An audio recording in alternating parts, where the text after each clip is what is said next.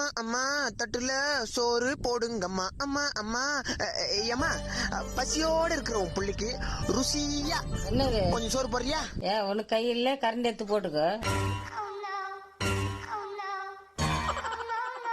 டேய் எங்க ஓடனா? சாப்பிட்டதுக்கு அப்புறம் எல்லாம் எங்க ஓடக்கூடாது. ரொம்ப திமிராயிடுச்சு தாய் உனக்கு.